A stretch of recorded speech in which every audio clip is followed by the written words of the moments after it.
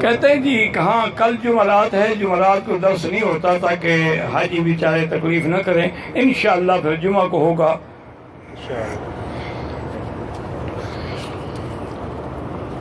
چاول کا 1 کنٹر نقد میں 1700 روپے، ادھار میں اگر 2000 وہ جائز ہے۔ ایک قربانی تو میرا بھائی وہ ہے نا جو آپ اپنے ملک میں ہمیشہ کرتے تھے، وہ تو وہی کر دیں۔ ایک حج کی بکری ہے، وہ لازماً مکہ مینا میں ہوگی۔ اگر احرام کی چادریں باندھ لیں، ابھی احرام کی عمرے کی نیت نہیں کی، بدن پہ خوشبو لگائے، وہ تو سنت ہے، غسل کریں بدن پہ خوشبو لگائے، لیکن احرام کی چادروں پہ نہ لگے۔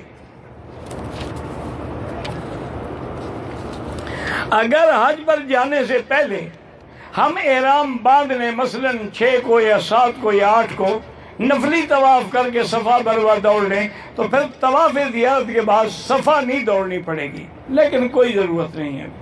بے وقوفی والی بات، مشکل تو طواف ہے، وہ تو آپ نے کرنا ہے طواف زیارت۔ صفا مروہ تو اب 4 منزلیں ہو گئی، اس میں کیا تکلیف ہے؟ کہتے ہیں جی کہ قربانی کا جانور جب ہم ذبح کریں تو کیا سر پہ کپڑا ڈالیں؟ کیوں کپڑا ڈالیں جی؟ نماز میں کپڑا ڈالنا منع ہے، قربانی کے وقت کپڑا ڈالیں؟ پتہ نہیں مسئلے گھڑتے کہاں سے ہیں۔ انا للہ و انا الیہ راجعون۔ سگریٹ پینے سے وضو ٹوٹ جاتا ہے؟ نہیں، پکا ہو جاتا ہے، آگ لگ گئی نا۔ وضو تو نہیں ٹوٹتا ہے، لیکن بدبو سے مسجد آنے کی تو منع ہے۔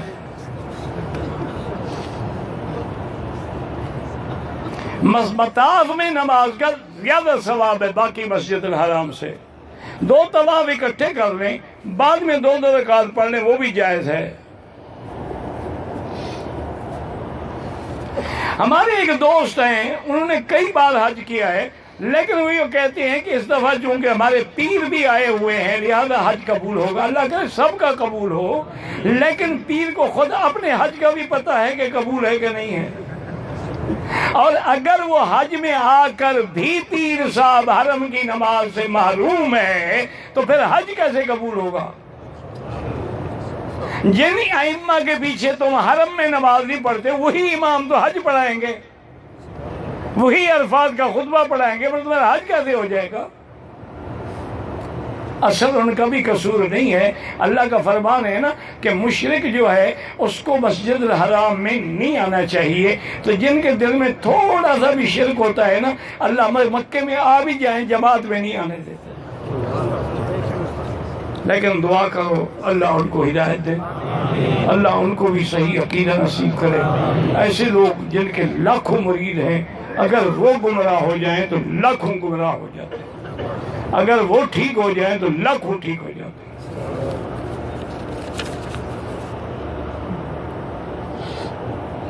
مسجد جیرانہ سے یا مسجد عائشہ سے عمرہ کرنا ٹھیک ہے، مہاراج جیرانہ تھوڑا دور ہے، لیکن ثواب مسجد عائشہ سے زیادہ ہے حنفی مسلک میں۔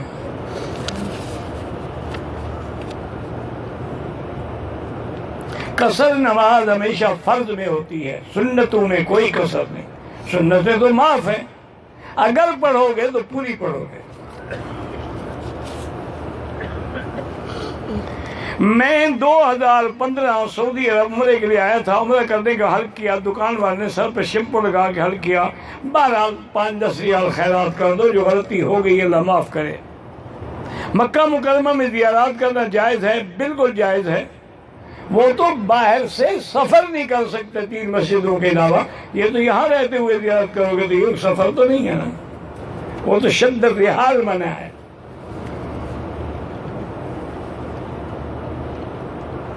کہتے ہیں کہ کبھی عرب لوگ جو ہیں وہ قرآن زمین پہ رکھ دیتے ہیں، بہرحال اللہ ہدایت ہے، لیکن وہ بے ادبی نہیں سمجھتے، ان کے نزدیک جو قرآن کی جلد ہے نا وہ اسی لیے ہے، اس پر وہ رکھتے ہیں۔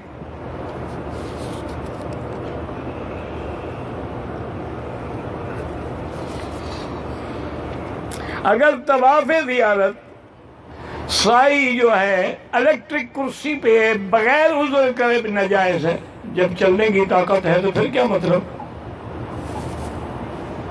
دل میں طواف کی نیت تھی، زبان سے نہیں کہا، تو اصل نیت تو ہوتی ہی دل کی ہے، ٹھیک ہو گیا. زیارات مکہ میں میقات پر بھی جانا ہو، کون سا میقات؟ زیارات مکہ میں تو کوئی میقات نہیں، میقات تو طائف میں ہے، میقات تو جوفہ میں ہے.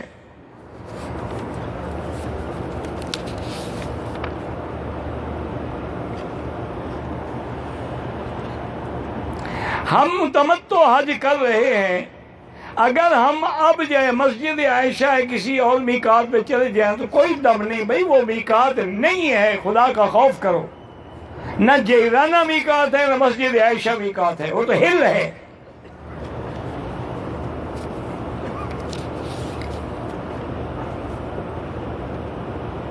پاکستان میں 52.5 تولے چاندی کی قیمت تقریباً 40,000 ہے.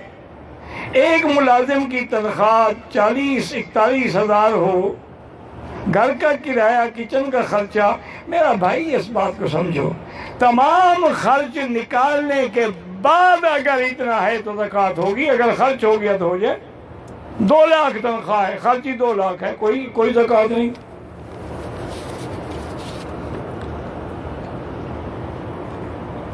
مینا عرفات میں جو کھانا دیا جاتا ہے وہ خوشبودار ہوتا ہے، نہ کھائیں.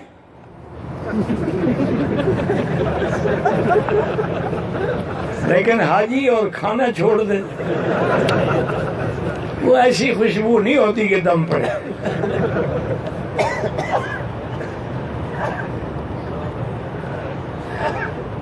علامہ احمد سعید ملتانی، میں نہیں جانتا بھائی، نظروں کی حفاظت کی بڑی کوشش کرتا ہوں، اللہ جزائے خیر دے. علماء نے لکھا ہے کہ ہر نماز کے بعد 7 دفعہ لا حول ولا قوت الا باللہ العلی العظیم پڑھ لیا کریں.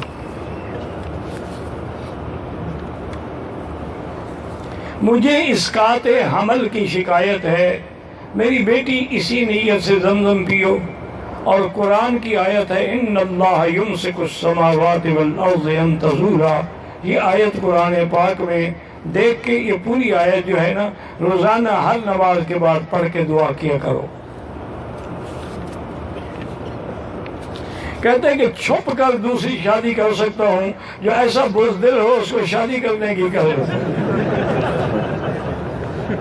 جو پہلی بیوی سے بھی ڈرتا ہو تو دوسری سنت پہ عمل کرنے کی کیا ضرورت ہے؟ آپ ایک پہ گزارا کرو حضرت، بلا وجہ جوتے نہ کھاؤ. چھپ کے شادی ہوتی اعلان کا نام ہے، چھپ کا کیا مانا؟ اسی لیے تو حکم ہے کہ نکاح مسجد میں ہو تاکہ دنیا کو پتہ لگے. کہتے کہ شیعہ بھی یہاں آتے ہیں، ان کے پاسپورٹ پہ کافر لکھا ہوا نہیں ہوتا.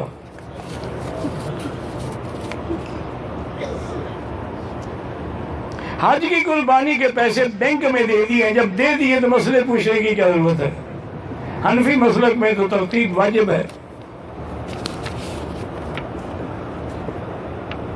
میں نے قربانی کے پیسے اپنے رشتہ دار کو دیے ہیں، کاکیہ میں رہتے ہیں، کاکیہ حدود حرم میں ہے، وہاں قربانی ہو سکتی ہے. لیکن رشتہ دار پہ اعتبار نہ کرنا، اپنے سامنے کروانا. یہاں جتنے لوگ رہتے ہیں نا سب بخشے بخشائے ہیں. 100 بکری کے پیسے اکٹھے کر کے آخر میں دعا کر دیتے ہیں اللہ سب کا حج قبول فرما. بکری کسی کی بھی بے نہیں کرتے، ان کو تو سال کی تنخواہ مل گئی نا. بالکل اعتبار نہ کرنا، بھائی بھی ہو، کہنا میں آؤں گا میرے سامنے کرو. نہ درود شریف نہ پڑھو، کیا فائدہ؟ ایام حج میں جس نے قربانی، افضل ہے کہ ناخن یا حجامت نہ کرے، لیکن کرے تو کوئی حرج نہیں. اب ایک آدمی عمرے کا احرام باندھ کے آ رہا ہے، سر نہیں اڑائے گا.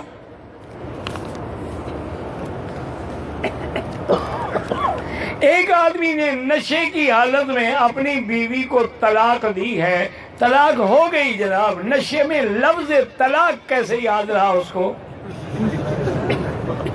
اب بہانے بناتے ہیں کہ نشہ تھا، کوئی نشہ وشہ نہیں۔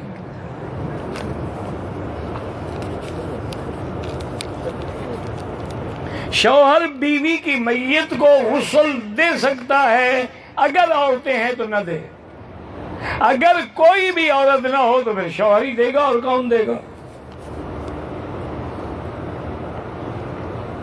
کسی شیعہ لڑکی سے نکاح کر سکتے ہیں، بالکل نہ کریں، کل کو اولاد پیدا ہوگی اور فتنے ہوں گے۔ اگر صفا مروہ کرتے ہوئے وضو ٹوٹ جائے، وہ بغیر وضو کے بھی جائز ہے۔ حاجی حج میں کنکری مار کے قربانی کرنے کے بعد ایک دوسرے کے سر پہ اس طرح پھیر سکتے ہیں، پھیر سکتے ہیں۔ ہم بلوچوں میں دولہا دلہن کی شادی کا خرچ اٹھاتا ہے اور یہ حق المہر کے علاوہ ہوتا ہے، بالکل ٹھیک ہے، اٹھانا ہی دولہا کو چاہیے۔ تمام خرچ جو ہے، ولیمہ ہے، خرچہ ہے، وہ دولہے پہ ہوتا ہے۔ یہ جو لوگ لڑکی سے جہیز کا مطالبہ کرتے ہیں یا لڑکی سے کھانا کھاتے ہیں، وہ تو جائز ہی نہیں۔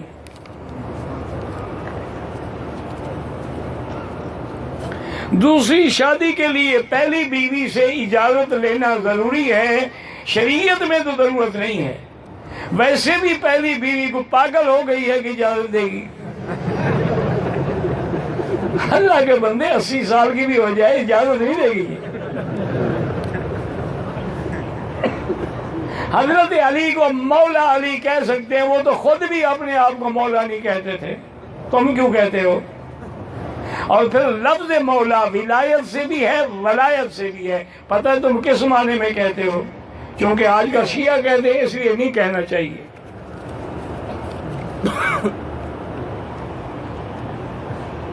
آج کل جب عورت کو مرد کی وجہ سے اولاد نہیں ہوتی تو اسے انجیکشن کے ذریعے حمل کی ٹیوب استعمال ہو، اگر خامند کا مادہ ہے میری بیٹی، وہ ٹیوب کے ذریعے رکھا جائے وہ تو جائز ہے۔